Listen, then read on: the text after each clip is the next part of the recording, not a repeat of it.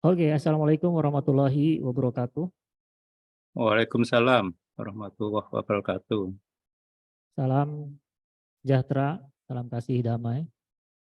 Om Swastiastu, Namo Buddhaya, Sampurasun, Rahayu Sagung Dumadi. Selamat malam Bapak Ibu sekalian, rekan-rekan yang sudah bergabung bersama SQ Reformation Center. Terima kasih malam ini sengaja dadakan acara forum group discussion. Jadi karena kebetulan konsep acaranya sedikit agak berbeda dari beda buku. Ini ada panggilan mungkin dari Pak Budi ingin sharing mengenai tema malam ini yang mungkin tema pernah terlintas oleh kita semua mengenai pertanyaan-pertanyaan seputar kesehatan, usia, dan juga keberlimpahan. Baik Bapak Ibu sekalian, sebelumnya mari kita panjatkan puji, puja, dan syukur terhadap Tuhan yang Maha Esa, Allah Subhanahu wa Ta'ala, atas kesempatannya, atas waktu dan usia yang diberikan kepada kita untuk sama-sama belajar, untuk sama-sama menggali, dan juga mengetahui lebih dalam tentang kecerdasan spiritual, demikian juga aplikasi terhadap kejadian-kejadian dalam kehidupan kita. Ada tagline yang menarik dari SQ Reformation Center yaitu merdeka dari pikiran. Baik, untuk Bapak Ibu sekalian yang baru saja bergabung, saya informasikan bahwa SQ Reformation Center ini adalah salah satu institusi dari SQ Power, ya, di mana ada dua buah buku yang diterbitkan oleh Gramedia dari penulis Bapak Budi Yuwono. Buku yang pertama adalah SQ Reformation. Oke. SQ Reformation ini dicetak tahun 2008 kurang lebih, dan hasil dari pengalaman spiritual dari Pak Budi Yuwono. Lalu kemudian buku yang kedua yaitu SQ Power yang dicetak kurang lebih tahun 2022. Bapak Ibu sekalian, untuk Bapak Ibu sekalian yang belum sempat mengetahui tentang buku ini, bisa diakses nanti di Gramedia Online atau bisa juga melalui YouTube channelnya SQ Power. Jadi YouTube channel SQ Power ini adalah channel yang masih muda sekali dan memang tidak terlalu banyak ya subscribernya juga, karena memang temanya juga bukan tema populer seperti tema-tema cinta gitu ya, tema cepat kaya gitu ya. Ini tema-tema yang agak sedikit menyeritkan dahi gitu ya, untuk orang-orang yang berpikir, orang-orang yang penuh dengan pertanyaan, penuh dengan puzzle-puzzle yang ingin ditanyakan lalu kemudian mendapatkan jawaban dari dalam. Bapak Ibu sekalian, selama 1 tahun belakangan ini saya mau bersemai Pak Budi Yuwono dalam acara bedah buku ya, dari bab 1 atau bab pembuka ya, pendahuluan sampai bab terakhir yaitu bab 8, di mana di dalamnya dibahas inti bahkan daging dari isi buku itu sendiri. Kadang saya berpikir lah, lalu kalau dibuka semua akhirnya tidak beli buku dong. Nah, ini yang jadi uniknya. Karena Pak Budi Yuwono sendiri bukan seorang pebisnis atau penulis buku komersil sehingga tidak penting untuk buku itu laku, tetapi isinya yang sampai dan kemudian teraplikasikan dan merubah dari pikiran-pikiran yang terpenjara menjadi merdeka. Kurang lebih seperti itu yang saya tangkap. Dan saya membersamai beliau dari tahun 2009 sampai hari ini, mulai dari kelas-kelas kecil gitu ya. Dan beliau belum pernah mengadakan acara-acara komersil yang sifatnya workshop ataupun seminar. Oh, pernah 2010 kalau salah pernah mengadakan workshop 1 kali, itu pun temanya untuk company ya, untuk company culture. Nah, di situ memang segmentasinya sangat spesifik sekali untuk para pimpinan-pimpinan perusahaan. Nah, kedepannya jika Bapak Ibu sekalian berminat untuk berdiskusi ataupun mempelajari lebih lanjut tentang buku SQ Power, saya persilahkan untuk mendahului masuk ke YouTube channelnya yaitu SQ Power. Silahkan di subscribe, di like, dan di share. Dan mungkin ke depannya saya belum tahu event-event ke depan setelah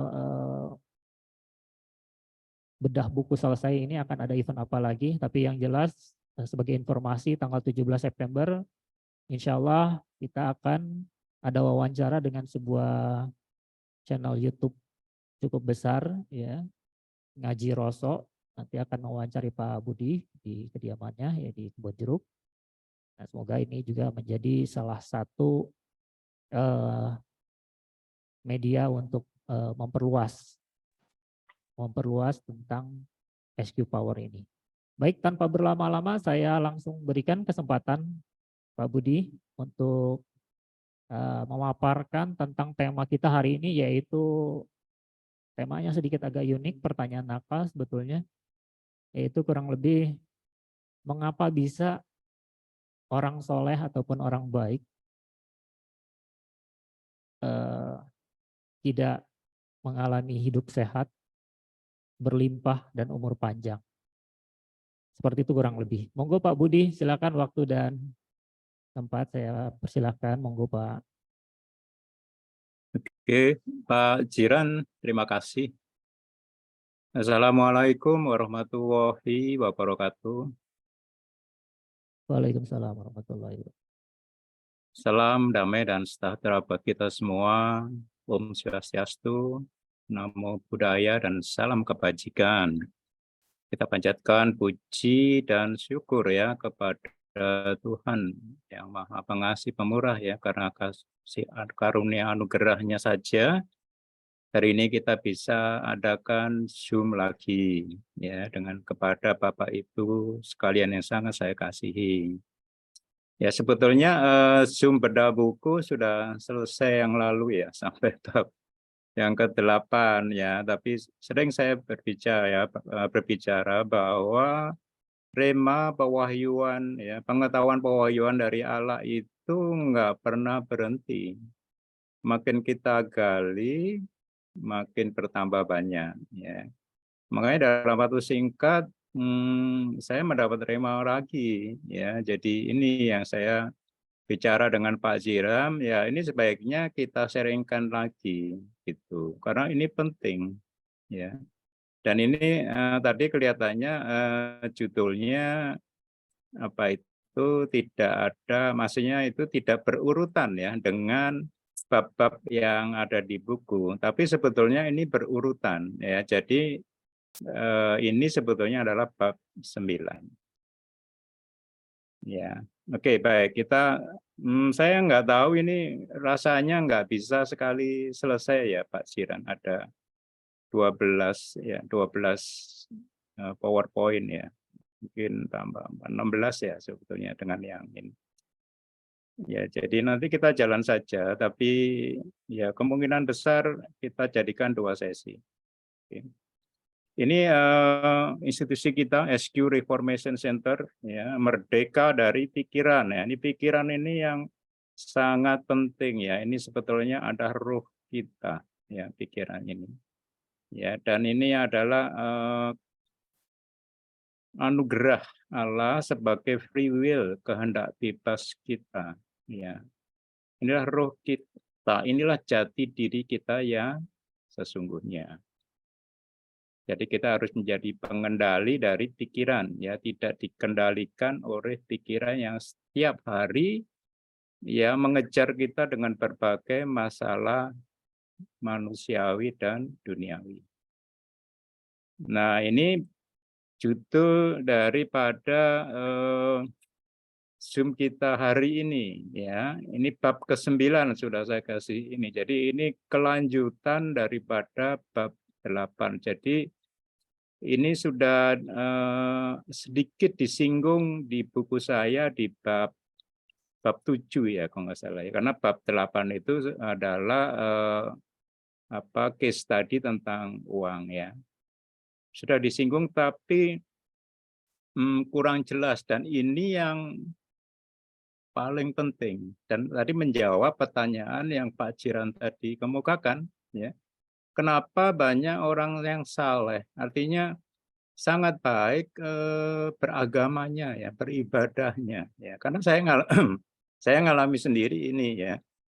Tapi tidak mengalami di dalam kehidupannya kesehatan ya, dia kelimpahan dan berumur panjang. Ngertinya apa? Dia bisa jatuh sakit ya, jatuh miskin ya, dan umurnya pendek. Nah, ini dari dulu menjadi pertanyaan besar saya. Ya, banyak saya dekat dengan pemuka-pemuka agama ya. Termasuk saya dulu naik haji itu dengan almarhum Ustadz Arifin Ilham. Itu sekamar saya setiap hari bersama dia. Ya, dan beliau itu sakit dan sudah wafat ya. Semoga arwahnya diterima oleh Allah Subhanahu wa taala. Ya, dan banyak sekali yang seperti itu. Ya, dan saya menanyakan terus itu. Ya, tapi bab 9 ini nanti kalau Bapak Ibu mendengar ya, atau mau belajar, mau mengerti dan mempraktekkan ya, saya kasih tahu sedikit ya Bapak Ibu ya. Bapak Ibu nggak bisa langsung meloncat ke sini. Nggak bisa. Ya, ini coba diperhatikan ya. Karena saya sendiri dari dulu pengen menulis nggak bisa. Ya, begitu selesai bab 8 baru dibuka oleh Rohul Kudus itu. Ya, karena ini sedikit berbahaya di dalam tanda petik. Ya, berbahaya itu apa? Itu nanti kalau langsung meloncat ke sini, itu jadinya jiwani lagi. Jadinya aku lagi. Aku yang berkuasa, dan banyak praktek-praktek seperti ini ya yang dilakukan. Ya, ini pertama kali disclaimer saya. Ya, jadi kalau mau ke sini coba Bapak Ibu hati-hati ya. Jadi harus yang sampai ke bab 8 itu urut Bapak Ibu pahami, meditate menjadi pewahyuan Bapak Ibu sendiri. Oke, jelas ya. Jadi kurikulum surgawi ini judulnya. Ya, jadi makanya itu, jadi karena surgawi kita hidup di duniawi ini, makanya ini sedikit tadi saya katakan dalam tanda petik berbahaya di situ. Ini buku saya yang pertama ya, tahun 2008 ya. Ini keren ya bukunya Bapak Ibu. Kalau nanti dibuka isinya grafik, tabel ya. Keren lah ya. Dan ini ternyata ya ini saya dulu, jiwani saya seperti ini. Ya, jadi isinya saya kok presentasi karena saya orang teknik ya isinya seperti itu. Banyak grafik dan table dan sebagainya. Tapi sebetulnya ini hanya word-nya roh. Apa sih roh? Gitu ya. Dan yang kedua adalah tahun 2002 ya, ini why dan how-nya roh. Ini betul-betul yang saya mengerti benar tentang roh. Ya, monggo Bapak Ibu kalau mau belajar ya, kalau memang sudah kalau jiwa itu sebetulnya sudah banyak yang mengajarkan ya, word-nya roh, tapi how-nya roh ini yang banyak belum ya. Oke. Ini, jadi isi dari bab ini adalah kurikulum surgawi. Kenapa disebut kurikulum surgawi? Pertama, ini adalah kurikulum pasca sarjana surgawi. Jadi pasca sarjana spiritual. Saya sering katakan dalam buku saya yang kedua itu adalah saya insinyur atau sarjana spiritual. Nah, ini pasca sarjana gitu. Makanya harus lulus S1 dulu. Nggak bisa langsung loncat ke sini. Oke. 2 adalah tentang hukum Allah itu apa saja.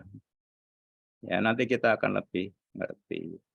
Nah, ketiga ada peperangan roh. Ini sebetulnya dulu di buku saya ini yang kedua itu dibahas tentang peperangan spiritual. Nah, peperangan roh itu sebetulnya peperangan spiritual, tapi skopnya lebih luas daripada itu, sedikit tapi penting. Nanti kita bisa lihat. Ya, lawan kita ternyata lebih daripada itu. Ya, nanti kita bisa lihat. 4, mengenai hukum alam semesta. Ini salah satu daripada hukum alam. Karena ada hukum alam, saya tidak masukkan di sini ya. Hukum alam itu banyak kita pelajari, hukum mekanika, fisika, fisiologi, tubuh, kedokteran, ekonomi, semua itu adalah alam ya. Tapi ada hukum alam semesta. Oke. Nah, nomor 5 adalah hukum kinerja roh dan hukum kinerja daging. Nah, ini sudah kita bahas tuntas dari bab 1 sampai bab 8 di buku saya yang kedua. Ya. Nah, yang keenam adalah hukum roh dan hukum daging. Ini saya singgung di bab ke-7 ya, Bapak, itu tentang Roh Kudus itu di situ, tapi belum sampai dalam. Nah, ini kira-kira di bab 9 ini membahas tuntas tentang hukum roh dan hukum daging. Dan yang terakhir, bagaimana kita bisa menjadi pelaku hukum roh. Ya, di buku saya yang kemarin itu sampai 48, bagaimana kita menjadi pelaku hukum kinerja roh. Ya. Jadi kira-kira bisa dapat dipahami ya Bapak Ibu. Ini isi daripada buku, bukan buku, bab 9 ya, mengenai kurikulum surgawi. Oke. Kita terus. Yang pertama, kurikulum surgawi pasca sarjana ya. Ini firmannya banyak tapi ini saya kutip sedikit ya. Hari-hari surga di bumi. Terjadilah kerajaanmu di bumi seperti yang di surga. Nah ini, jadi bagaimana kerajaan surga itu bisa kita alami di bumi ini. Inilah pasca sarjana. Ya, tidak hanya selamat nanti di surga sana. Ya, tapi sekarang kita ini bisa mengalami enggak hari-hari surga kita di bumi? Ya, kerajaan Allah di surga ini kita dapat alami enggak di bumi ini? Ini yang dinamakan pasca sarjana. Nah, kurikulum ini memang turun dari surga karena tuh apa namanya? Kurikulum surgawi ya. Bagaimana dinamika surgawi itu terjadi ya. Bagaimana realita ilahi itu. Karena Allah itu tidak hanya apa ya dalam angan-angan pikiran kepercayaan kita, tapi dia realitas yang sesungguhnya yang kita bisa alami di bumi ini. Supranatural penuh. Nah, kita kan natural penuh di sini. Ya, dan di sini ada tidak lain puncak kesadaran tentang roh Allah, di mana roh Allah ini kita bahas di buku saya di bab ke-7. Rohul Kudus itu, dan ini ke puncak kesadaran Rohul Kudus. Ya, beda dengan puncak kesadaran Allah yang di surga sana. Itu di buku saya yang sampai bab ke-8. Dan ini adalah pikiran Allah yang di surga sana.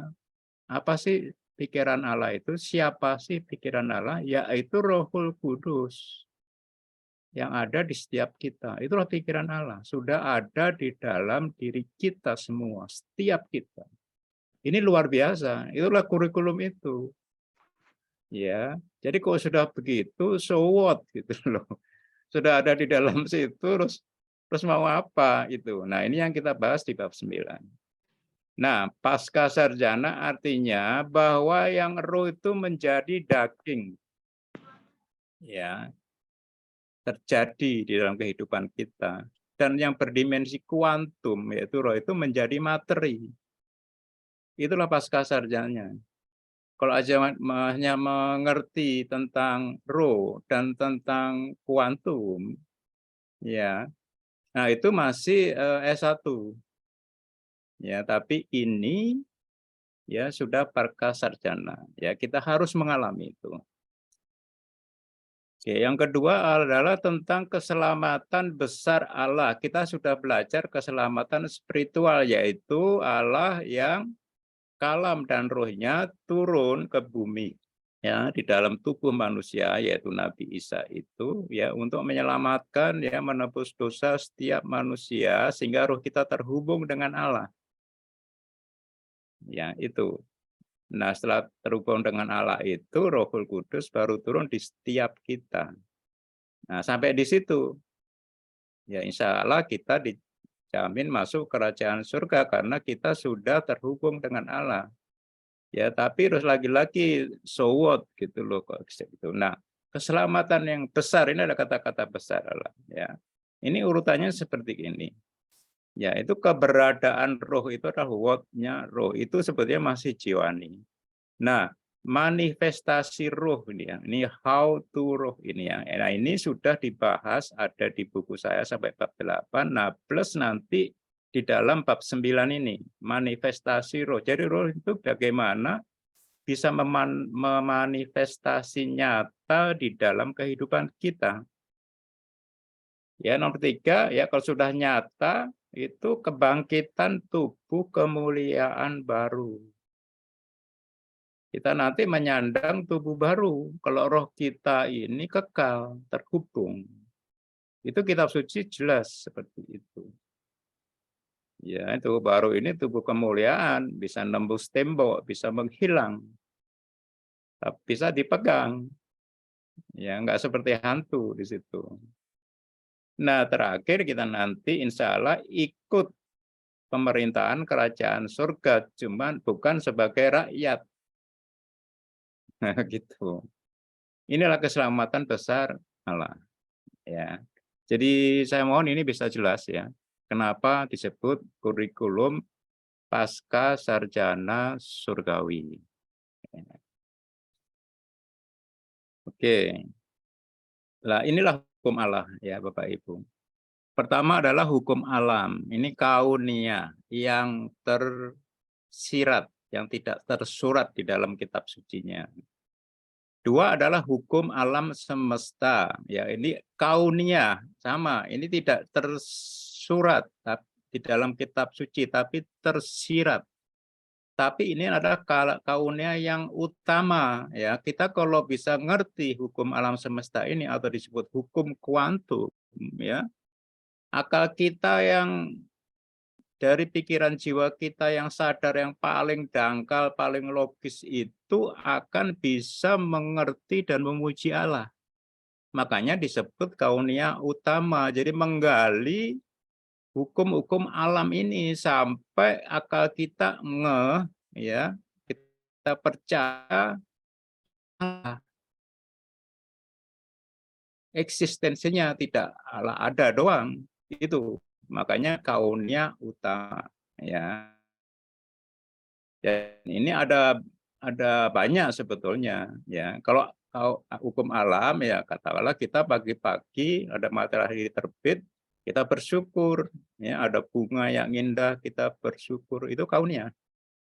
Ya, tapi kalau menjadi satu pengetahuan ya yang digali terus ya dari yang tersirat, ayat yang tersirat ini menjadi kaunia utama. Ya, dan salah satunya yang paling penting adalah hukum kuantum yang sekarang para ilmuwan menggali itu. Nah, ketiga adalah hukum kinerja daging, yaitu hukum Taurat, kitab sucinya Taurat. Ya, ini adalah kesadaran tentang hukum daging, ya Bapak Ibu ya. Ada ngerti bedanya nih, hukum kinerja daging ini adalah hukum Taurat. Ini kitab suci Taurat yang turun melalui Musa. Ya, ini untuk kesadaran kalau kita belajar ini kita akan sadar hukum daging. Ngeh. Ya, keempat adalah hukum kinerja roh, hukum anugerah. Ya, ini Injil, Perjanjian Baru. Ya, ini kinerja roh. Ya, kalau kita yang di buku saya yang 2 sampai bab 8 itu adalah kinerja roh, ya tentang anugerah Allah. Itu adalah kesadaran tentang hukum roh. Ya, hukum kinerja roh dan hukum roh itu beda. Hukum kinerja daging dan hukum daging itu beda. Ya. Oke, nah kelima kita belajar hukum daging, yaitu hukum dosa dan hukum maut. Nah, ini ada ya melalui pohon pengetahuan yang baik, yang jahat yang dimakan oleh Adam. Ya. Dan hukum daging ini berlaku. Hukum daging ini dari Allah. Ya, untuk plan B. Kalau plan A hidup di dalam rohnya itu gagal, Adam gagal makan ini, makanya ada plan B dan ini adalah apa namanya backup-nya dari Allah hukum daging ini. Ya, jadi ini adalah hukum dosa dan hukum maut. Ya, ini juga dari Allah tapi melalui pohon pengetahuan yang baik dan yang jahat. Nah, ini ada hukum daging ini dari Allah. Ini ada catatan saya ya. Tapi kalau kutuk daging ini beda. Ya, ini kutuk dosa, nanti ada kutuk dosa, kutuk maut. Kalau ini dari iblis. Ya, makanya hati-hati. Ya. Oke. 6 ini mengenai hukum roh, yaitu hukum kehidupan. Nah, ini melalui Rohul Kudus ya yang turun setelah Paskah Isa Al-Masih. Setiap manusia, Rohul Kudus ada di dalam kita, di dalam setiap sel dan DNA kita. Dia hidup di situ. Nah, inilah hukum kehidupan. Ya. Nah, ini sebetulnya yang menjadi topik utama di dalam bab 9 ini. Ya, hukum daging dan hukum roh yang dulu sudah saya singgung tapi kurang jelas. Dan inilah kunci daripada pertanyaan tadi. Ya, kenapa orang sudah saleh tapi masih tidak mengalami kehidupan yang sehat, yang limpah dan umur panjang. Ini catatan saya yang kedua, hukum daging dari Allah, kutuk daging dari iblis. Nah, istilah daging ini kita agak rancu ya. Daging ini artinya manusiawi dan duniawi.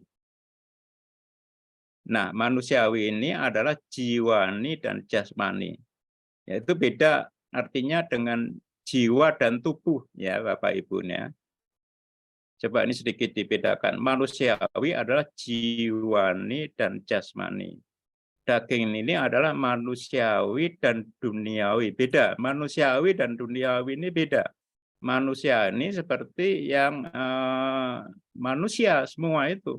Umat manusia mengenai itu. Kalau duniawi ya dunia yang dialami ya sikon masalah duniawi ini. Beda. Ya, makanya tadi apa namanya peperangan roh. Ya, tidak dulu hanya peperangan pikiran, ya. Roh yang lebih luas daripada yang kita bahas di buku saya yang lalu sampai bab 8. Oke, ya saya harap ini bisa dipahami bedanya hukum kinerja daging dengan hukum daging, kinerja roh dan hukum roh ya. Ini supaya kita belajar di buku saya yang sampai bab 8 supaya sadar hukum daging, supaya sadar hukum roh. Nah, baru di bab 9 ini kita membahas hukum daging dan hukum roh. Makanya tidak bisa loncat ke sini, hukum daging dan hukum roh. Ya, ini harus sadar dulu ke hukum daging dan hukum roh. Ya, mohon Bapak Ibu mengerti ya. Jadi, nah, ini ada peperangan roh. Ini sedikit berbeda dengan peperangan spiritual. Bukan berbeda, agak lebih luas anunya, skopnya ya. Ya, peperangan roh ini ya peperangan spiritual. Ya, sebetulnya peperangan pikiran juga sama ya. Nah, musuh manusia kita sudah dulu bahas adalah roh jahat atau iblis. Dulu jelas di buku saya. Ya, tapi ada lagi dua ini roh manusia yang sifatnya fisik, jasmani, dan roh duniawi yang sifatnya materi dunia. Ini. Nah, ini yang kemarin belum kita bahas. Ya, karena ini di luar diri kita. Ya, ini seluruh umat manusia, ini dunia ini. Yang kemarin kita bahas potensi yang ada di dalam diri kita. Nah, roh manusiawi dan roh duniawi ada, ini adalah turunan dari roh jahat itu. Yang lebih kuat, lebih intens, dan lebih nyata. Nah ini, biasanya kita kalau keturunannya kan lebih ya daripada yang bapak ibunya. Perusahaan juga begitu. Anak perusahaan itu banyak yang lebih besar, lebih ya asetnya lebih sama. Ya anak-anak keturunan kita ya sebagian besar lebih baik dari bapak ibunya. Sama ini. Ya ini turunan daripada roh jahat.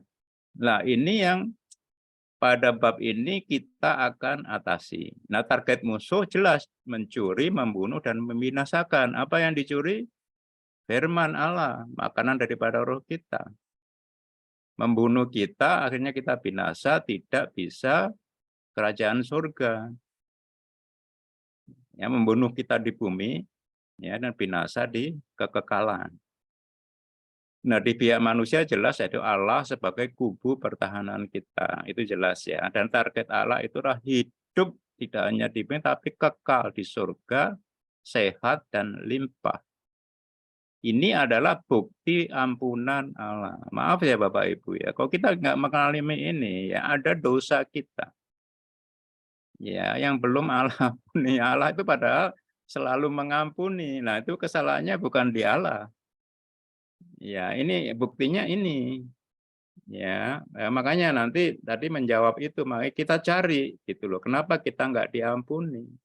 Apa sholat kita kurang? Apa ya kita kurang? Dan kita sudah bicara dari kinerja roh itu bukan kesalehan kita. Ya, makanya kita akan nanti bahas lagi.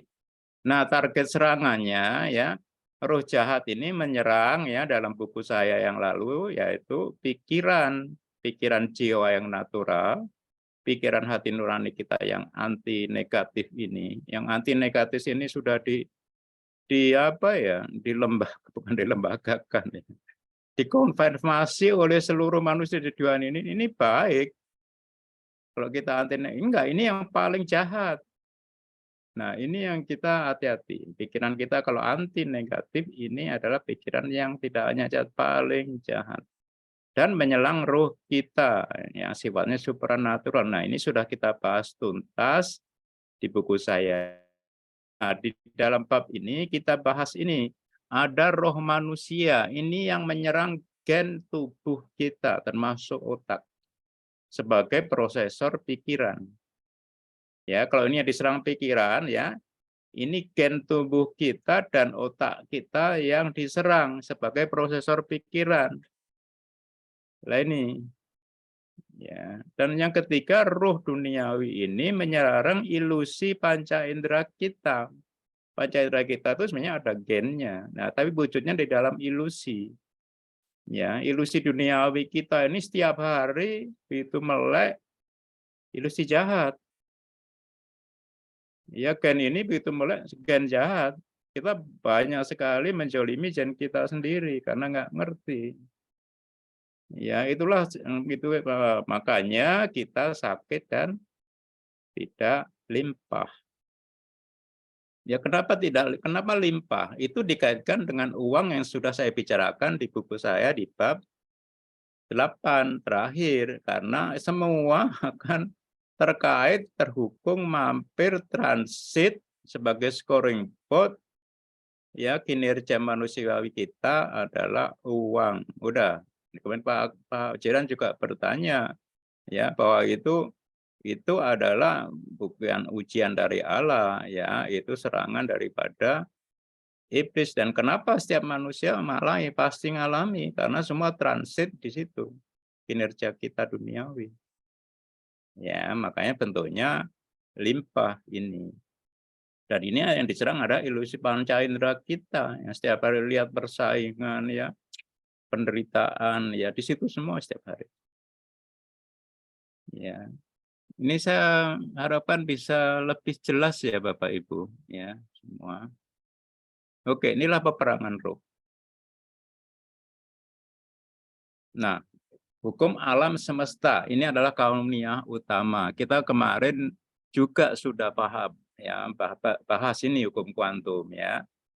Di apa tuh bukti ilmiah ya, apa pikiran atau ruh, yaitu hukum kuantum. Ini sedikit saya ulang ya, hukum karena ini adalah kawan yang utama jadi penting.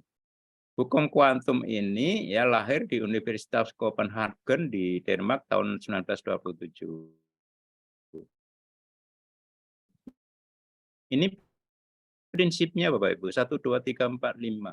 Ya, itu fokusnya adalah di pikiran ini hukum kuantum.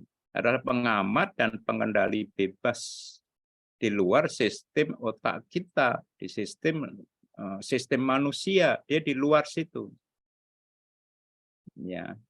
Dan itu adalah kesatuan yang terbebas dari ruang dan waktu. Dari dalam waktu yang bersamaan bisa berada di tempat yang berlainan, tapi satu kesatuan. Ya, kita nggak bisa bayangkan.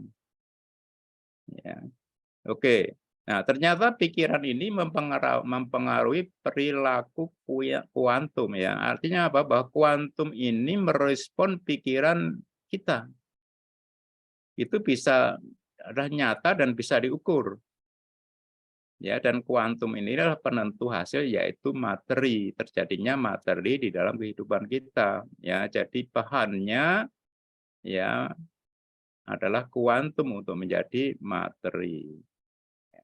Nah, bagaimana supaya jadi materi tergantung dari pikiran kita.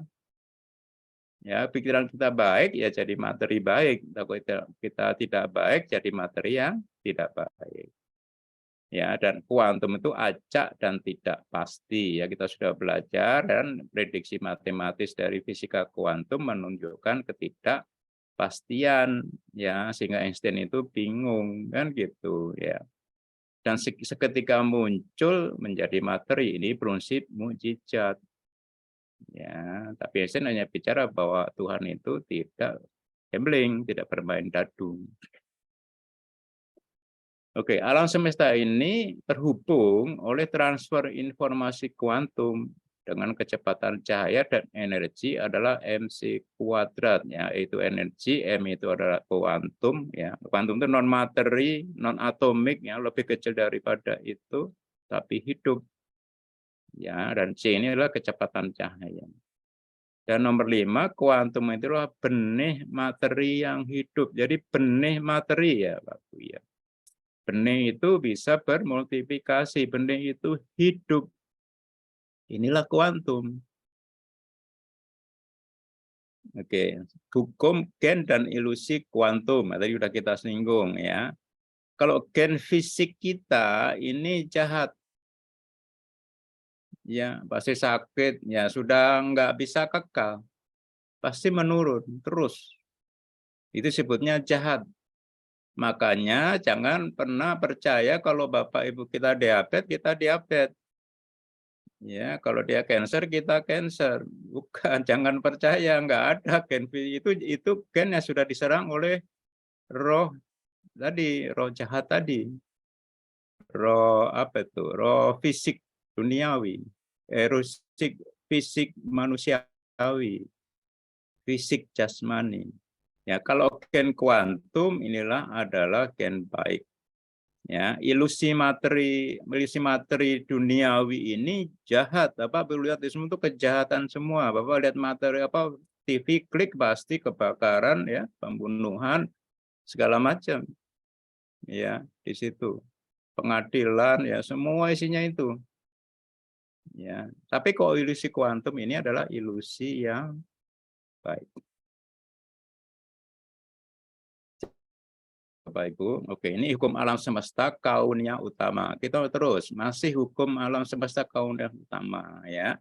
Ini untuk apa sih hukum alam semesta kaunnya utama? Untuk supaya kita paham hukum roh. Ya akal kita itu paham, tapi belum sadar, belum menjadi pelaku nanti. Ya makanya naik kaun ini kalau nanti menjadi pelaku, ya harus yang kauliah dari kauliah. Ya. Hukum roh adalah hukum pikiran, adalah hukum kuantum. Ya, satu. Jadi pikiran jiwa ini, akal ini bisa percaya Tuhan yang sifatnya supranatural itu secara ilmiah. Ya, ini yang pertama, ya paham hukum roh. Ya, dua Tuhan itu yang berdimensi roh. Allah itu adalah roh itu sendiri sangat nyata dan tangible. Ya, tangible tahu ya Bapak Ibu. Real. Ya, nanti kita bisa lihat. Ya, itu real. Itulah makanya kuantum itu yang roh menjadi daging. Ya, karena kuantum ini hidup. Ya, real di dalam kehidupan kita. Nah, tiga, apa yang dipikir itu tercipta. Karena tadi ada gen dan ilusi kuantum tadi. Sehingga dia adalah stimulus daripada otak kita yang epigenetik. Ya, stimulus epigenetik di luar otak kita, tapi bisa merubah gen otak kita dan panca indera kita. Itu. Ya, makanya dipikir akan tercipta. Dan pembaruan pikiran otak kita adalah neuroplastis ya, jadi bisa diubah oleh kuasa daripada kuantum itu, dari pikiran kuantum itu. Dan mukjizat itu sebenarnya adalah alamiah manusia, karena manusia itu ya ditakdirkan ya karena punya roh ya, dia akan bisa hidup di dalam prinsip mukjizat ya, karena kuantum ini seketika akan jadi materi. Itu ya. Inilah bagaimana kita supaya paham hukum roh melalui kauniyah utama ini, hukum alam semesta. Ya, belum sadar ya. Nah, sekarang puncak kesadaran Tuhan ini kalau kita menjadi co-creator. Bukan creator ya Pak Ibu, co-creator ya. Karena Tuhan mencipta manusia ini sebagai pembuat mukjizat atau co-creator. Apa sih co-creator itu? Adalah pelaku hukum kinerja roh yang sudah dibahas tuntas di buku saya, plus hukum roh. Nah, dia akan dibahas di bab 9 ini. Dua ini. Ya, kemarin belum selesai, masih kinerja roh, hukum anugerah seperti apa. Itu 8 bab itu. Nah, ini pelaku hukum roh. Tadi tahu bedanya ya hukum roh dan hukum kinerja roh itu beda. Ya, ini Bapak Ibu semua hukum alam semesta ya. Oke.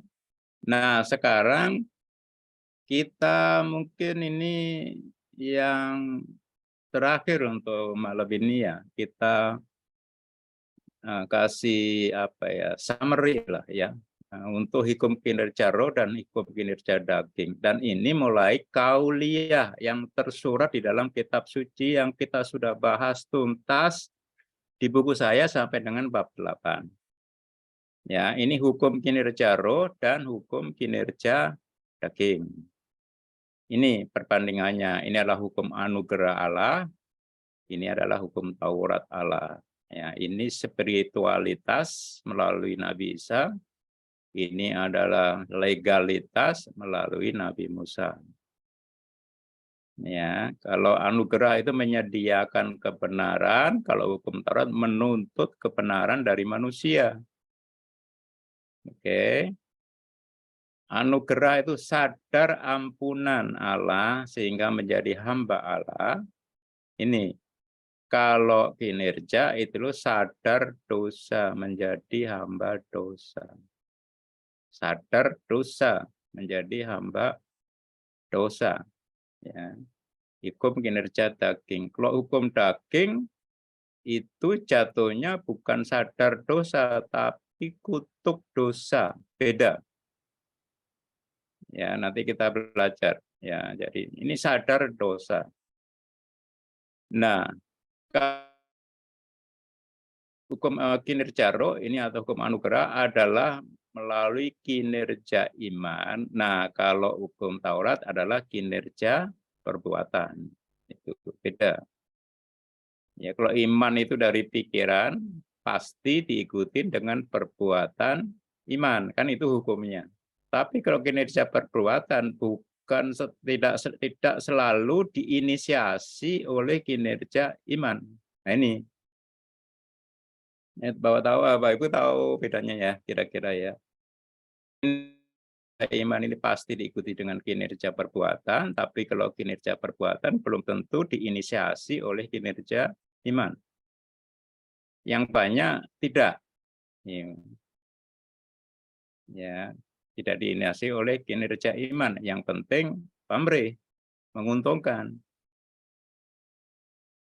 Nah, inilah kalau kita itu sadar hukum kinerja roh disebut manusia yang spiritual. Nah, kalau kita sadar hukum kinerja daging disebut manusia yang soleh. Ini jelas ya Bapak Ibu ya.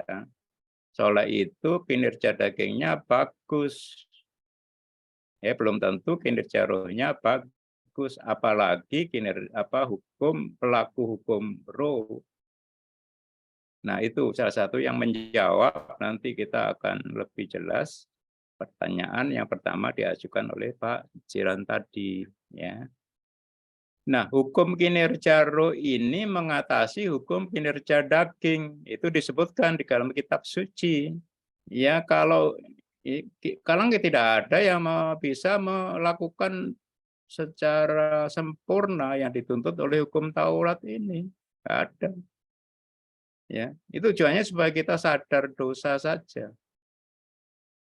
Ya, caranya apa? Kita dengan hukum kinerja roh, ya, hukum anugerah, sehingga mengatasi hukum kinerja daging itu sudah mati. Karena sudah melakukan hukum kinerja roh.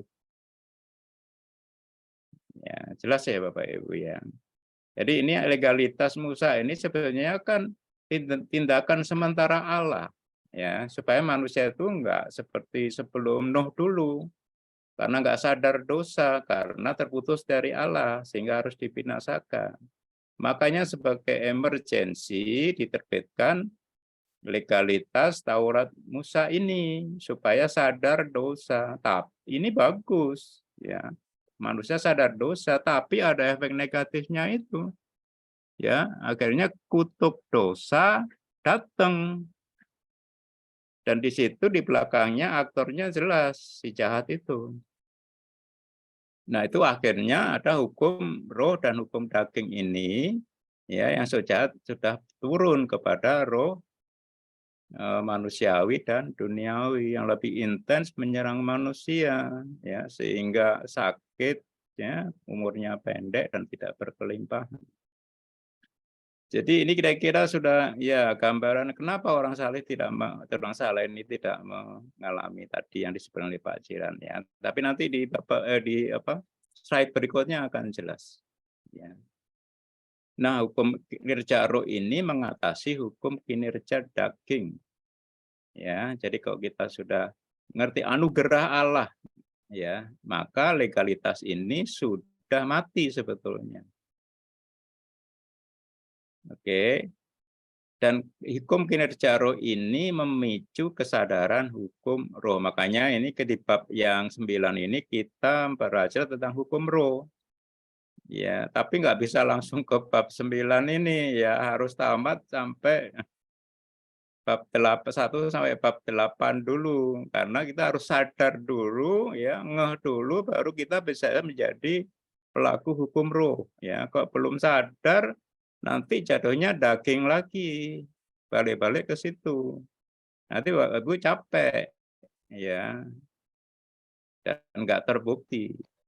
Nah, kalau hukum kinerja daging memicu kesadaran hukum daging, yaitu hukum dosa dan hukum maut. Ya, itu.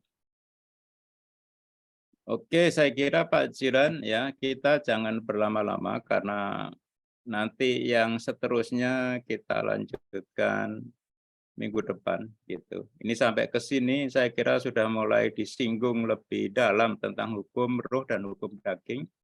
Hukum kinerja roh ini juga hukum daging sudah saya sekali lagi ulang dan tegaskan ya, sedikit ini kesimpulan daripada buku saya ya yang 8 bab itu ya.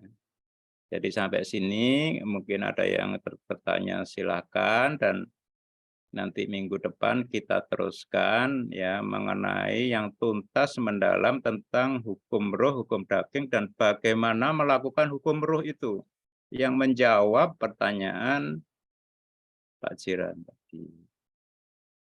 Ya, ini saya kecilkan. Oke, ya jadi ini Pak Jiran monggo kalau ada pertanyaan ya, jadi biar nggak capek. Baik, terima kasih Pak Budi. Alhamdulillah, puji Tuhan. Berarti kurang lebih jawaban dari tema malam ini adalah kenapa orang yang soleh atau kelihatan soleh dan baik sepertinya tidak mendapatkan sehat, limpah, dan umur panjang.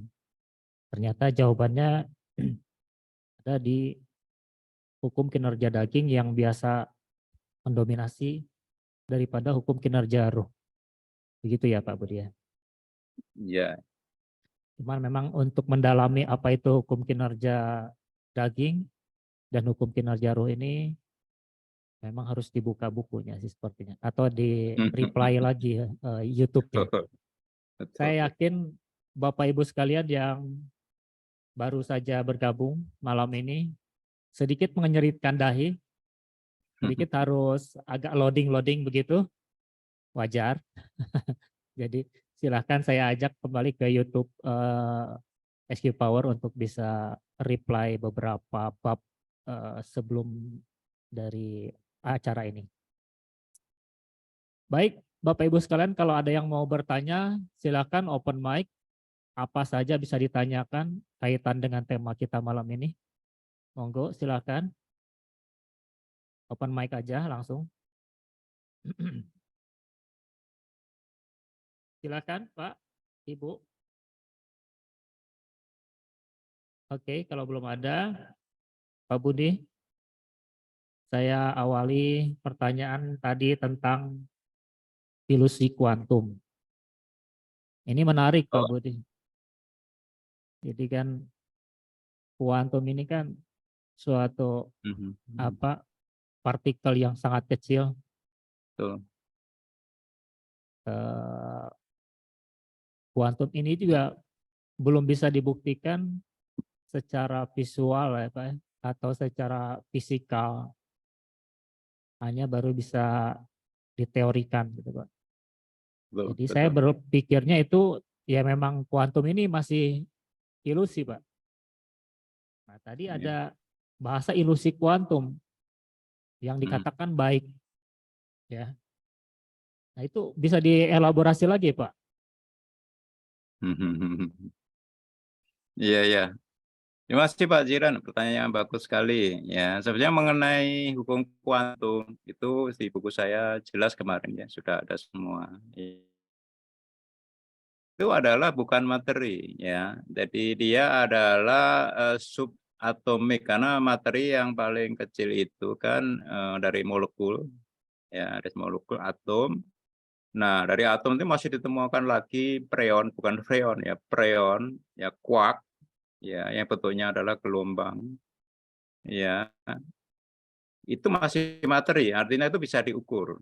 Ya, atom itu bisa diukur ya. Jadi dengan bilangan atom itu ada hidrogen, nitrogen, ya oksigen, yang koper segala macam lah di situ ada. Nah, sampai apa namanya kuak itu ilmu pengetahuan fisikawan. Ya, tapi setelah itu kuantum itu sudah bukan materi karena nggak bisa diukur dan nggak bisa nggak bisa dilihat. Ya, tapi mereka dengan fisika kuantum ini itu mempelajari betul ya, termasuk Einstein dan sebagainya. Ya, dan itu diprediksi secara matematis dihitung gitu. Ya, dan ternyata sulit gitu kan. Kok nggak pasti hasilnya menunjukkan ketidakpastian. Ya, dan tapi Einstein itu yakin teorinya, hitungannya benar. Tapi kok hasilnya begitu, makanya dia bilang Pak Allah itu tidak main dadu kan gitu ya, bukan gambling ya. Kenapa? Itu apa namanya, hakikatnya sebetulnya ya ada di kitab suci lagi. Jadi yang kauniyah ini ya kalau kita pasti bingung. Ya, nanti jawabannya dia ada yang di kauliyah itu yang tersurat di kitab suci. Itu jawabannya di situ. Nah, karena saya baca ya menghidupi memeditate kitab suci dari tahun 2000 ya, baik Quran maupun Injil ya, itu termasuk sudah ya Taurat ya, ada Zabur atau Mazmur ya, ada si apa Amsal atau itu Sulaiman, Salomo dan sebagainya. Di situ saya ada pewahyuan gitu. Bahwa itu sebetulnya adalah ruh. Ini adalah perilakunya ruh. Ya, itu yang bisa dideteksi dengan fisika kuantum. Jadi dia bukan materi. Tapi dia bisa muncul menjadi materi. Nah, kan gitu ya. Jadi, nah itu persis sifatnya ruh di situ. Ya, tidak bisa dilihat ya dengan panca indera kita, bisa tidak jadi apa namanya dengan pikiran jiwa kita pun tidak bisa ya, tapi dia hidup, artinya itu perilakunya jelas gitu di sini. Ini seperti ini perilakunya itu. Dan dia merespon pikiran kita. Ya, jadi akhirnya kesimpulan itu dengan ini 1, 2, 3, 4, 5 ya. Sebenarnya kuantum ini adalah apa namanya benih materi dari ya benih daripada materi, dari bahan daripada materi sesuai dengan definisi iman di dalam kitab suci. Iman adalah substansi yang belum terlihat dan bukti yang belum terjadi. Itulah materi, jadi bahan daripada materi. Ya, itulah iman. Hanya bisa dilihat dengan iman, dan iman ini bukan iman jiwa kita, tapi iman anugerah ya di dalam dimensi roh atau pikiran kita. Ya. Nah ini, nah kemarin juga kita lihat bahwa ya ini adalah di mana-mana ya, di seluruh apa yang menopang atom ya, di dalam diri kita jagat mikro dan di luar kita jagat makro. Yang menopang atom itu ada ruang kosong, itu sebetulnya yang menopang di situ yang mengisi adalah kuantum atau ruh di situ. Nah, itulah makanya kalau kita kemarin di buku saya belajar ya bahwa kalau kita apa namanya itu melakukan kevakuman kuantum ya, artinya itu kita itu meniadakan pikiran, karena kuantum ini sebenarnya adalah pikiran kita, roh itu pikiran kita. Ya, kalau kita meniadakan, ya, memvakumkan pikiran kita yang jahat, ya, mengkosongkan kuantum itu, makanya akan dengan sendirinya terisi oleh kuantum yang sifatnya baik itu. Itulah terjadi apa namanya jawaban terkabulnya doa kita. Nah, begitu. Nah, ini sama dengan hukum gen dan ilusi kuantum. Ya, kalau gen ini, kalau kita gen kuantum yang sebagai stimulus daripada yang otak kita bisa merubah gen daripada otak kita, ya, dan tubuh kita dan ilusi panca indera kita itu adalah gen yang baik tadi. Dan ilusi ini adalah ilusi yang baik. Jadi nanti yang kita lihat, kita dengar, kita cium, kita kecap, kita raba, kan 5 itu kan ya. Ya itu akan yang limpah, yang kaya, yang nikmat, yang sedap, yang indah, itu. Kita melihat dunia akan beda. Nah, itu tergantung daripada kacamata kita. Kacamata kita adalah ilusi materi, yang jahat itu artinya ya itu yang miskin ya, yang sakit ya, yang masalah ya, yang tidak indah, yang buruk dan sebagainya itu. Apa kacamata daripada kuantum. Nah, kalau kacamata kita nanti rubah, itu yang kita lihat adalah nanti rubah. Ya rubah itu bukan oh karena kacamata enggak, dia memang rubah beneran terjadi dalam kehidupan kita. Ya, mungkin di dalam dunia masih seperti itu, mengalami seperti itu, gitu Pak Sidon ininya. Kira-kira hakikatnya jadi ilusi kuantum ini, ilusi itu maksudnya kan kita ilusi itu kan sesuatu yang tidak nyata, bukan ilusi itu sebenarnya gambaran, bahasa adalah gambaran gitu. Jadi gambaran ya yang tergambar daripada pikiran kita. Ya, itu gambaran itu nyata apa tidak. Nah, itu ilusi materi yang kita lihat ini apa ilusi kuantum yang sudah disediakan Allah. Ya, dan itu semua baik, semua limpah, ya. Nah, seperti itu. Nah, itu Pak Zidan. Jadi ini bola-balik nanti ya dari mindset kita gitu. Baik, Ya, baik. Terima kasih Pak Budi, sangat menjawab sekali. ya, ya. Sebelum saya lanjut ke pertanyaan berikutnya, saya berikan kesempatan dulu untuk audiens. Kalau ada yang mau bertanya seputar tema kita malam ini, monggo silakan dibuka open mic. Monggo, monggo. Belum ada? Oke, saya lanjut. Buat saya sih ini menarik sekali. Pak Budi, dari balik lagi tadi ke jawaban utamanya ya Pak, bahwa malam Ya, ini tema yang kita eh, kita muat hari malam ini, jawabannya ya. adalah kebanyakan menggunakan hukum kinerja daging. Nah, hukum kinerja daging ini kan sebetulnya konkretnya adalah dogma dan doktrin, Pak. Mhm. Betul, Pak. Daripada hukum kinerja roh. Sedangkan hukum kinerja roh ini kan sebetulnya hampir bisa dikatakan lepas dogma doktrin, Pak. Karena saya melihat di sini ada korelasinya dengan konsentrasi dan meniadakan pikiran. Kalau saya bawa bahasa dogma dan doktrin ini menghasilkan konsentrasi, di mana semua kegiatan ritual ataupun ibadah otomatis selalu melibatkan pikiran yang aktif, konsentrasi. Sedangkan yang hukum kinerja ruh yang sifatnya spiritual, yang sifatnya ruh, tentunya akan melakukan dekonsentrasi, Pak. Meniadakan pikiran, menaruh pikiran. Nah, tentunya yang saya yakini itu yang bisa menghubungkan kita dengan Tuhan, bukan dengan konsentrasi, Pak. Mohon ditanggapi, Pak Budi, atau dikoreksi. Oke, oke, terima kasih Pak Jiran. Memang agak apa ya, banyak rancu ya Pak Jiran. Makanya saya buat apa namanya sendiri ya. Jadi ya gini, kalau dogma atau doktrin itu adalah ini hukum kinerja daging dan hukum kinerja roh. Ya, kinerja daging ini adalah dogma, doktrin, legalitas gitu.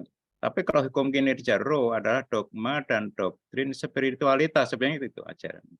Tapi kalau hukum daging, ya hukum roh itu beda. Ya, hukum daging itu adalah hukum dosa dan maut. Itu memang apa ya terjadi di dalam kehidupan kita. Ya hukum dosa itu ya sebetulnya dosa dari jiwani kita. Nah, maut itu adalah kutub sakit di dalam jasmani kita. Ya, itu yang kita alami. Jadi hukum daging, hukum yang bekerja di dalam daging kita, ya di dalam apa namanya jiwani dan jasmani kita. Ya, kalau hukum roh terjadi di dalam roh kita. Ini bukan dogma, gitu. Ya, kalau ini ajaran dogma itu ada di hukum kinerja daging dan hukum kinerja roh. Makanya dogma ajaran ini harus kita yakini dulu di dalam buku saya supaya kita sadar hukum daging dan hukum roh yang ini betul-betul berlaku. Ya, sakit, penyakit dan semuanya itu berlaku. Ini hukum gitu. Ya, jadi kalau makanya kita mengalami, loh kita ininya bagus ya, kinerja dagingnya bagus, ya katakanlah kinerja rohnya bagus, tapi kok kita masih mengalami sakit. Nah, itu karena berlaku hukum daging yang tidak kita tangani tadi. Gitu. Ini bukan bukan apa namanya, bukan dogma, ya. Ini memang kenyataannya seperti itu, hukum daging itu berlaku, gitu. Ya, jadi ya mau nggak mau kita akan mengalami, gitu di situ.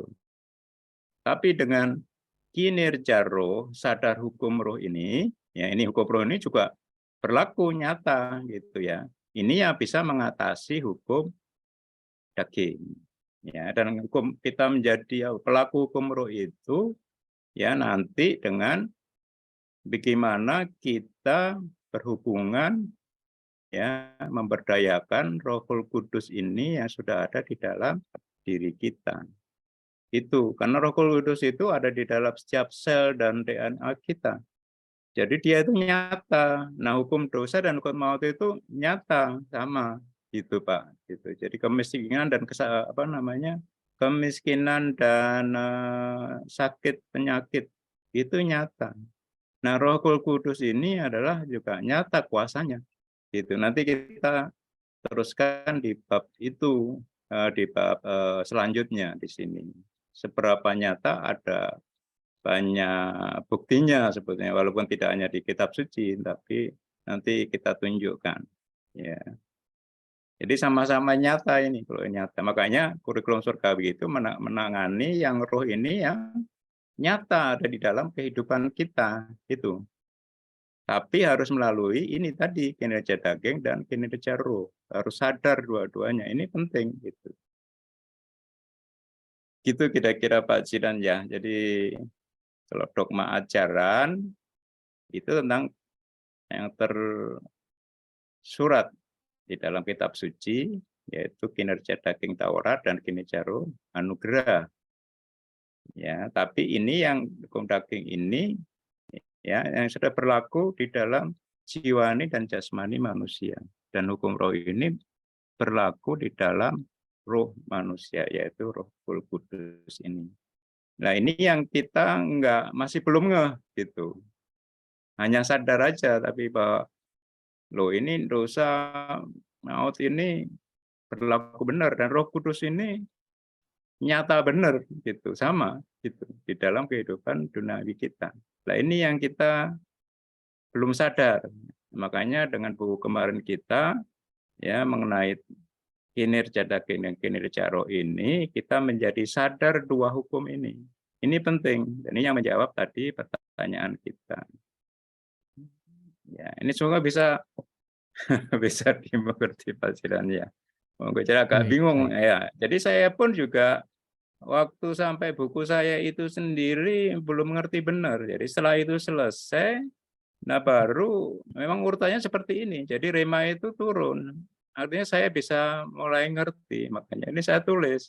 Bukan saya dulu ngerti terus enggak saya tulis, bukan. Itu yang saya tulis dulu pemahaman saya, ya semua pewahyuan saya yang sudah saya terima, saya tuliskan di buku saya. Dan ini pewahyuan yang muncul lagi, yaitu ini hukum daging dan hukum roh ini. Sebenarnya kemarin saya mau tulis ya ini judulnya bukan kurikulum surgawi, tapi hukum daging dan hukum roh. Sebetulnya mau saya tulis seperti itu. Ya, tapi nanti ya orang tambah bingung lagi. Gitu kok ada kinerja daging, kinerja roh, ada hukum daging dan hukum roh. Gitu. Ya, sebenarnya ini tentang hukum daging dan hukum roh Pak di bab 9 ini. Ya, makanya ayo sama-sama kita belajar. Makanya saya baru ngomong ini juga gitu. Monggo.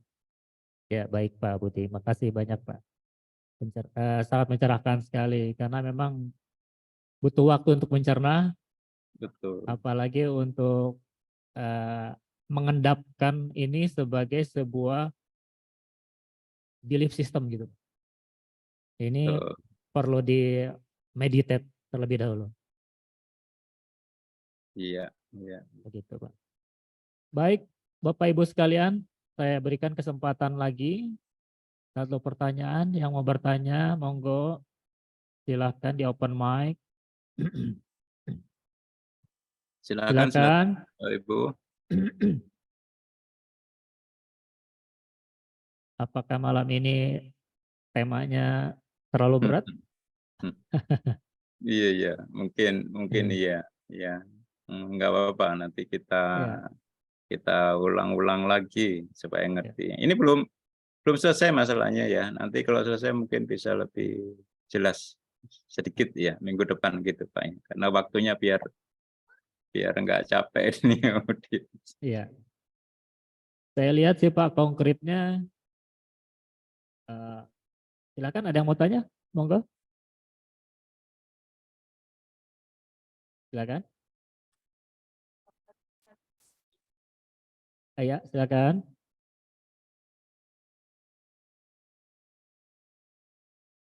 Eh, Belum ada ya. Pak Budi, nyambung lagi. Ini Iya, kan sebetulnya konkretnya ujung-ujungnya kan jawabannya adalah pikiran. Betul ya iya, Pak Budi ya? betul pikiran. Ya. Nah, ini kan penyebabnya sebetulnya. Dan pikiran ini kan juga produk dari ajaran, produk dari pendidikan gitu ya Pak. Dan begitu pula produk turunan diwariskan. Ya. Jadi ketika pikiran kita diwariskan oleh eh, leluhur kita atau orang-orang sebelum kita, oh, sebentar. Dan kemudian, halo, tes, Iya, silakan. Ya, dan silakan Pak. kemudian menghasilkan yang kurang lebih kualitas kesadarannya sama, tidak lebih sadar gitu Pak Budi, tidak lebih Iya. tercerahkan, ya tentunya ya kurang lebih hasilnya akan sama atau minimal lebih baik sedikit. Tapi Mhm. pertanyaan saya Pak Budi lebih kepikiran di sini ada, saya tadi mencatat pikiran ini berfungsi sebagai pengamat dan pengendali bebas. Mhm. Lalu ada juga pengaruhi perilaku kuantum. Saya sepakat sekali pengaruhi perilaku kuantum. Cuman kalimat pengamat dan pengendali bebas ini memang sulit-sulit mudah ya untuk Mhm. menjadi pengamat terhadap sebuah pikiran itu sendiri. Ini kan Iya. bagian dari eh, dekonsentrasi. Ini bahasa saya Pak Budi. Iya, benar. Ketika kita masih konsentrasi, contohlah saya lagi sholat gitu ya, dengan konsentrasi bacaan, itu otomatis pikiran kemana-mana. Apapun Betul. yang diupayakan dengan tujuan khusyuk gitu ya, itu Mhm. selalu menghasilkan konsentrasi, artinya ada penguatan pikiran. Mhm. Bahkan sebaliknya agak sulit sebetulnya kalau mau jujur untuk terkoneksi. Malah Mhm. sebaliknya ketika kita dekonsentrasi, tidak menggunakan konsentrasi, kita menyimpan pikiran, Mhm. kita apa namanya eh, tidak menaruh perhatian pada apapun begitu, Mhm. flow aja gitu Pak Budi. Mhm. Contoh misalnya pada kegiatan meditasi, saya tidak membedakan antara meditasi dengan sholat mana yang baik, mana yang tidak, bukan seperti itu, cuman ada kegiatan yang dimana tidak dipengaruhi oleh sebuah aturan gitu ya, terus kemudian ngeflow, lalu kemudian Mhm. kita satu saat kita juga nggak sadar bahwa kita sedang tidak konsentrasi, terus kemudian terkoneksi, lalu menghasilkan sebuah rasa overflowing gitu ya, rasa eh, ekspresi yang membuncah begitu, lalu Mhm. kemudian menghasilkan ekspresi pribadi gitu, bisa apa Mhm. saja gitu ya, entah itu rasa sukacita yang mendalam, damai yang mendalam, atau mungkin bisa joget-joget, nari-nari gitu, apapun. Itu saya simpulkan bahwa kita sedang terkoneksi. Nah, ini yang tidak bisa didapat dari apa yang tadi saya sebut langkah-langkah konsentrasi, Pak Budi. Langkah-langkah yang kita selalu lakukan dalam aktivitas yang sudah aturannya, ada aturannya. Bagaimana menurut Pak Budi? Apakah pikiran yang tadi saya eh, tanyakan mengenai pengamat dan pengendali bebas itu arahnya ke sana, Pak Budi? Mohon Iya. pencerahannya, Pak. Iya. Iya. Iya. Bagus sekali ini pertanyaan Pak Ciran ya, karena mengalami dan lebih dalam di dalam lagi. Ya, memang pikiran ini adalah pengamat dan pengendali dalam artian ya, dia terbebas dari pikiran jiwa sadar kita, pengamat pengendali dari pikiran sadar jiwa kita. Dan ini sebetulnya pikiran spiritual, pikiran daripada roh atau pikiran bawah sadar tadi. Makanya kalau kita tadi Pak Jilan itu menetralkan ya atau menghampakan pikiran ya, sebenarnya itu adalah pikiran jiwa yang sadar itu ya. Makanya itu malah terjadi suatu pembaruan pikiran seperti itu kan mengenai sukacita dan sebagainya. Nah, tapi itu adalah yang bekerja adalah pikiran spiritual ini, pikiran kuantum ini sebetulnya. Makanya karena terbebas dari pikiran sadar kita. Terbebas daripada ya otak kita sebagai prosesornya. Ya, dia adalah inisiator. Ya, dia adalah stimulus pertama dan dia adalah roh kita, dia adalah diri kita yang sesungguhnya.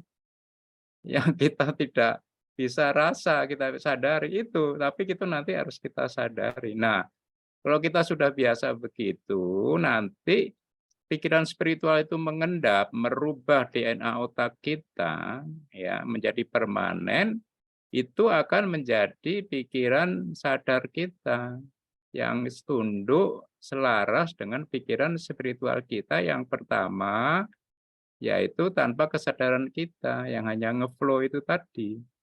Itu hakikatnya, Pak. Jadi perubahan ini dari pikiran yang berdimensi kuantum nanti kepada pikiran jiwa kita yang sadar, terbebas ya sebagai pengamat dan pengendali dari pikiran sadar kita yang akan berubah ketika pikiran spiritual kita bekerja di mana kita tidak sadar lagi tadi. Gitu kira-kira itu, Pak. Ya, jadi kelihatannya bukan ya enggak yang dimaksud tadi kita nggak bisa terbebas dari pikiran, itu adalah pikiran jiwa kita. Caranya tadi sudah benar. Jadi ngeflow tidak itu, tapi sebenarnya itu overpersonalen kepada pikiran bawah sadar roh kita yang bekerja itu nanti merubah DNA otak kita sehingga pikiran jiwa kita berubah seperti itu. Nah gitu Bapak sebenarnya anunya ya. Kira-kira mungkin bisa dipahami ya itu yang pengendali dan tapi inisiatornya harus dari makanya kita harus ada referensi yang dari Allah yaitu kitab sucinya dan melalui diberdayakan oleh Allah sendiri melalui Rohul Kudus. Makanya kalau kita sudah overpersonal dari diri kita kepada Rohul Kudus itu, nah kita sebenarnya sudah menjadi pengamat dan pengendali bebas. Karena pikiran kita adalah pikiran Allah. Di situ kita serahkan kepada pikiran Allah yang tidak lain adalah Rohul Kudus. Itu kan kita terbebas dari pikiran kita. Tapi itu adalah suatu pikiran, suatu mindset gitu. Gitu Pak Cira. Moga-moga ngerti ya itu. Jadi prakteknya tapi seperti Pak Ciran itu hakikat dari pikiran adalah pengamat dan pengendali bebas yang tidak lain adalah roh kita. Makanya kita harus sadar siapa diri roh kita yang sesungguhnya yaitu diri kita yang sesungguhnya yaitu roh tadi. Ya, yang itu bekerja kalau kita ngeflow gitu pikiran sadar kita kan gitu. Ya itu. Itu Pak Ciran coba direnungkan Baik, baik, lagi. Iya. baik. Tapi dikatakan Saya Pak ikut. Ciran benar semua itu. Tapi saya menjelaskan saja ini seperti itu. Oke. Baik Pak Budi, sedikitnya apa yang sudah dilakukan serasa ada apa namanya literaturnya itu. Jadi apa ini apa namanya praktek begitu, tapi dasar dari literaturnya yang memang mungkin belum terlengkapi ya, terutama yang di fisika kuantumnya ini. Baik, sebelum saya lanjut lagi, Barangkali Bapak, Ibu, Bapak sekalian, ada yang mau bertanya, saya persilahkan. Selamat datang Bapak Ibu sekalian yang baru bergabung. Tema kita malam ini cukup menarik. Dari awal hingga akhir kita membicarakan tentang kenapa ada orang baik atau orang soleh yang tidak mendapatkan sehat, umur panjang, dan berlimpah. Oke. Ada yang mau bertanya, silakan. Monggo. Kalau belum ada, kalau belum ada, saya tutup satu pertanyaan terakhir. Budi, Silakan, silakan Pak. kembali lagi ke tadi ada hukum yang pertama yang tadi tentang hukum kauniyah ya. Nah, hukum kauniyah ini kan memang berlaku untuk semua orang tanpa terkecuali, tanpa harus ada setidaknya menurut saya Pak ya, tanpa harus ada apa namanya dasar-dasar apapun gitu. Jadi ketika kita buka sensitivitas kita terhadap kauniyah ini, ayat-ayat yang bertebaran di semesta, kuncinya adalah ya tadi netral tadi, tidak konsentrasi. Bahkan semua para penemu-penemu itu mereka juga mengalami momentum penemuan-penemuan pada saat kondisi netral. Nah, saya pertanyaannya Pak Budi, bagaimana nih kita supaya banyak netralnya ketimbang keberpihakan, ketimbang keterjabakan dalam dualitas gitu. Mohon pencerahannya Pak Budi. Oke, oke. Oke, terima kasih Pak Jiran ya. Jadi gimana supaya lebih banyak netralnya ya. Jadi sebenarnya itu bukan netral terhadap manusiawi dan duniawi ini ya sebetulnya hal-hal manusia dan duniawi itu ya sebetulnya. Itu bukan apa ya mengosongkan tentang itu nggak bisa kan. Jadi kemarin di buku saya sudah saya tulis bahwa itu alihlah fokus saja. Pikiran lagi alih fokus itu ya kepada pikiran spiritual ya tentang Allah ya tentang firman-Nya yang kauliah gitu. Jadi kalau kita beralih fokus ke situ, ya, nah itu nanti kita akan apa namanya bisa meniadakan yang tadi, yang duniawi, yang manusiawi itu. Tidak mengosongkan, Pak, ya. Tapi kalau dibantu dengan meditasi, ya ada beberapa itu boleh. Supaya jiwa ini diam dulu, diamlah, akulah Allah kan gitu ya. Habis itu harus diisi dengan supaya kita bisa fokus kepada pikiran yang lain, yaitu pikiran spiritual. Itu harus begitu, Pak. Gitu, alih fokus. Kalau enggak bisa. Karena begitu kalau kita mengosongkan saja jiwani kita, nanti begitu kita sudah selesai meditasi, mengosongkan dan sebagainya, kita akan balik lagi ya punya mindset yang duniawi dan manusiawi lagi. Gitu ya, itulah meditator sejati tidak hanya mengusungkan tapi mengosongkan plus mengisinya kembali dengan yang sifatnya Allah, yang ilahi, yang spiritual, yaitu yang kauliah. Itu meditate lebih dalam lagi tentang yang kauliah. Semudah itu, Pak. Begitu kita alih fokus, ya udah selesai. Itu mudah itu. Seperti ya itu apa namanya mengusir gelap itu susah. Tapi nyalakan lampu saja, sudah dengan sendirinya dia akan terhilang gitu. Kalau mengosongkan itu membantu saja, hanya membuka lah gitu. Tapi harus membuka, kita harus masuk. Untuk masuk harus kepada fokus yang lain, ya fokuslah kepada Allah, bukan kepada dunia ini. Nah itu saja Pak caranya. Nah, nggak apa-apa nanti balik lagi sana, balik lagi akhirnya kita akan terlatih. Nah itu juga latihan juga, ya pikiran juga itu sebetulnya Pak Jiran. Ya Baik semoga Pak Budi.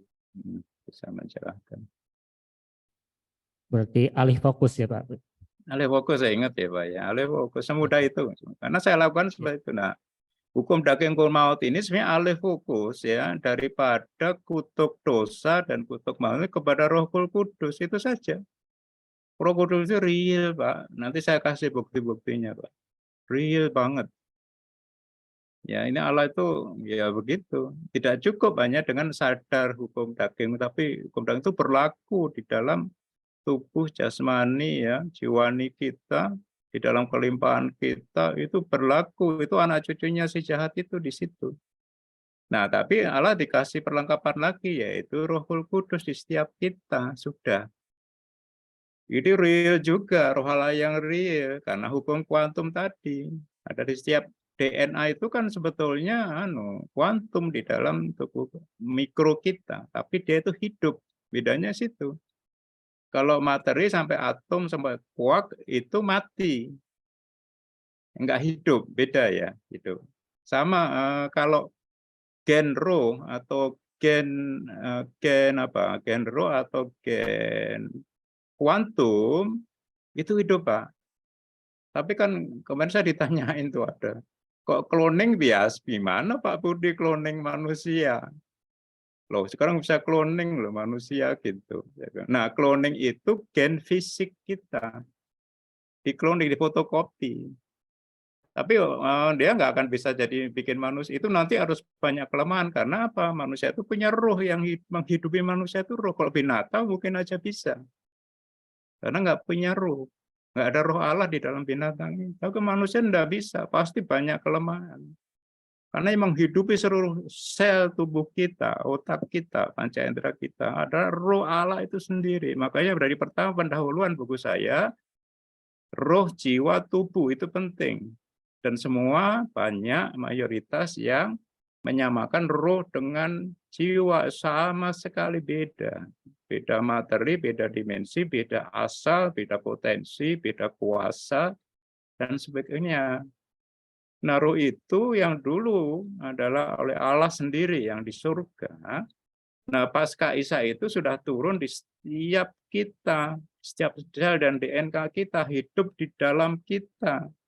Nah, yang itu ya kita nggak hidupi, gitu. Karena ya memang sulit. Makanya saya sendiri ini juga, ini remanya setelah buku saya selesai, susah mensiarkan bedah buku setahun. Nah, baru tuh ya turun remanya lagi. Nah, gitu Pak Jiran, ya kira-kira. Jadi mohon bisa. Nah, saya juga mohon maaf ini mungkin agak sedikit membingungkan. Tapi kalau nanti kita selesaikan ini, ya bab ini minggu depan insya Allah bisa lebih jelas ya tentang hukum roh dan hukum daging. Itu yang mempengaruhi ya kenapa ya kita sakit, ya kita tidak limpah. Ya tadi pertanyaan tadi. Itu karena hukum daging ini ya berlaku di dalam kita. Nah, itu hanya bisa diatasi dengan hukum roh, bukan kinerja ya, hukum roh itu sendiri beda.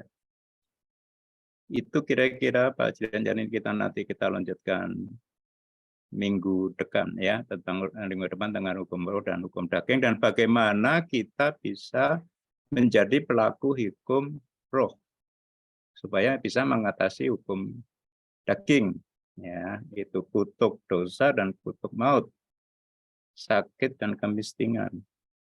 Ya, itu saja. Ya. Baik, terima kasih banyak Pak Budi sharingnya dari jam 19 sampai 20.23 ini. Alhamdulillah, puji Tuhan kita dapat banyak insight, penguatan, mindset juga. Semoga ini bermanfaat untuk Bapak Ibu sekalian. Amin. Setidaknya pertanyaan tadi sudah terjawab Ya. dan perlu kita meditate kembali supaya betul-betul kita bisa paham, lalu kemudian kita bisa aplikasikan dalam kehidupan kita sehari-hari. Amin, amin, amin. Tunggu minggu depan Bapak Ibu sabar sedikit. Ini tadi yang bingung biar bingung dulu sambil direnungkan. Ya, Ditambah bingung ya nggak apa-apa, nanti minggu depan saya harapkan bisa lebih jelas. Dan sekali lagi saya ingatkan bahwa kalau itu juga belum jelas, nah masalahnya Bapak Ibu harus lulus S1 dulu. Bab 1 sampai bab 8 dulu, kalau nggak ngerti, saya aja juga baru ini. Ya jadi sudah 23 tahun dari tahun 2000. Yang kemarin saya nulis buku itu, ini saya belum ngeh gitu. Belum ada pewahyuan. Ya, gitu Bapak Ibu. Gitu Pak Jiran. Baik, baik. Terima kasih banyak Pak Budi. Bapak Ibu sekalian, terima kasih atas kebersamaan malam ini. Semoga bermanfaat. Kita akhiri acara kita malam ini dengan hamdalah. Alhamdulillahirabbil alamin. Puji Alhamdulillah. Tuhan. Semoga Tuhan selalu memberkati Pak Budi Yuwono atas Amin. semangat sharingnya. Semoga juga Amin. diberikan keberlimpahan berkah juga Amin. atas sisa usia. Demikian juga Amin. untuk Bapak Ibu sekalian berada di acara ini. Semoga minggu depan kita bisa melanjutkan materi berikutnya, yaitu masih di topik yang sama, lebih detail, lebih konkret. Dan untuk Bapak Ibu sekalian yang terlambat ataupun tidak mengikuti dari awal, nanti bisa dicek di YouTube channel SQ Power. Nanti akan di-upload rekamannya. Kebetulan hari ini kita live YouTube-nya di YouTube saya pribadi, yaitu Jiran Mujiran.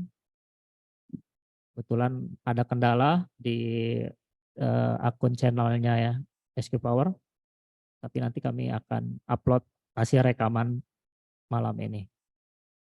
Terima kasih Bapak Ibu sekalian. Salam sehat, damai, sejahtera selalu. Semoga keberlimpahan selalu senantiasa menyertai kita semua.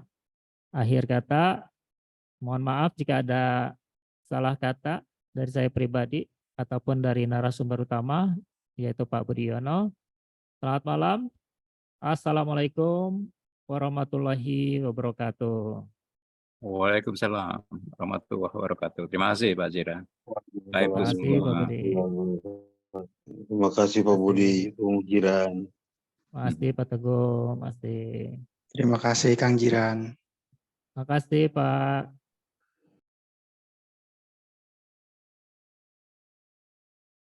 Oke, saya tutup ya.